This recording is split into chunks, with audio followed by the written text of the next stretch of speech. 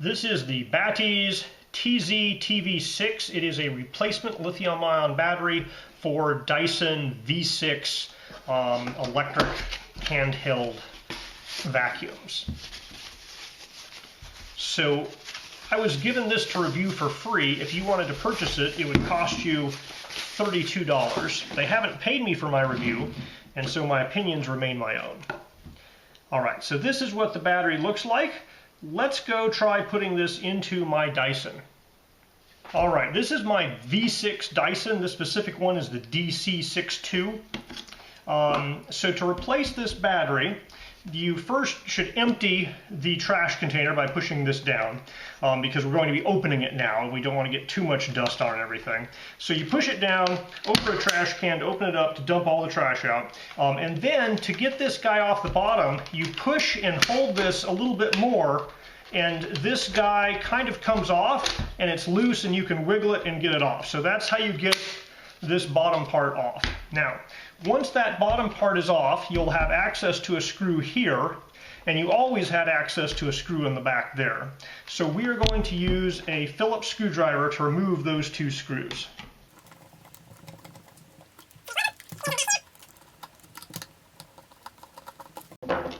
There's the other screw. After you've removed the screw that was right there and the screw that was back here, the original battery will pull out.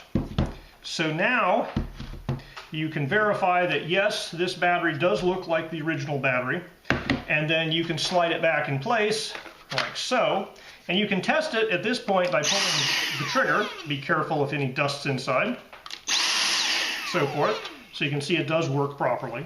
And then we can put these two screws back in place. And they are the same length and same size, so it doesn't really matter which screw goes in which hole.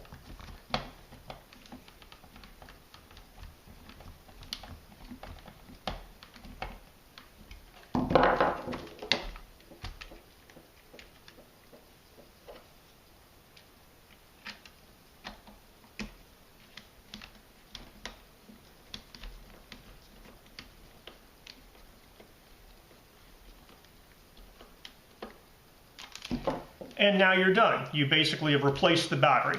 Only thing left is to get this guy back on, so it's kind of you put it in kind of at an angle. You have to get this little clip into the appropriate hole while also lining up this clip into the back there. I go in this guy first, like that, and then snap this guy into place. Once that's snapped into place, the vacuum is basically back together. You can put it on to charge and you're ready to go with your replacement battery. The specific battery I used in this particular video is the BATTIZ V6. I had a previous battery, did not last as long as the OEM battery. So I cannot guarantee how long this battery will last, but if your original battery is completely dead, a replacement battery will get you at least, some more time on it. Now I'm going to run this battery down, all the way down, and then I'll charge it back up with a power meter to figure out how much power it takes to charge it back up. So the nameplate of the battery here claims 43.2 watt hours, so I would expect it to take a minimum of about 45 watt hours to charge it back up from fully depleted.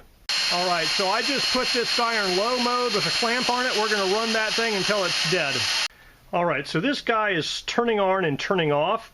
I've removed the filter just to make sure it's not getting too much of a draw because of a clogged filter. But it was going turning on and turning off.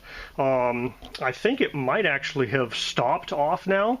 So I do believe I have discharged this guy all the way down. Oh, there we go. So you can see there, I held it for 30 seconds or so, and it then turned off on its own. I'm going to reset here. So it's still off. Oh, there we go.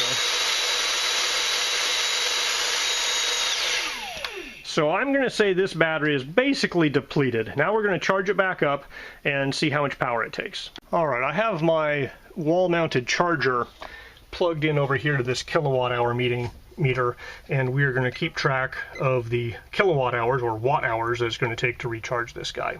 So that light is solid. I'm going to wait until it changes. It'll probably turn out or something to indicate it's fully charged. So right now it's charging at 19.4 watts. All right, this light is turned off. It's fully charged.